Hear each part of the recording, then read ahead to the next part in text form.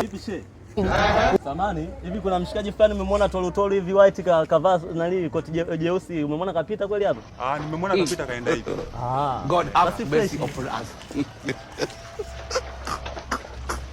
Samani ndugu yangu.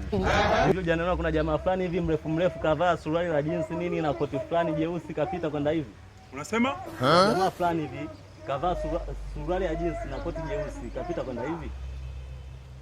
Sawa, kapita kaenda hivi.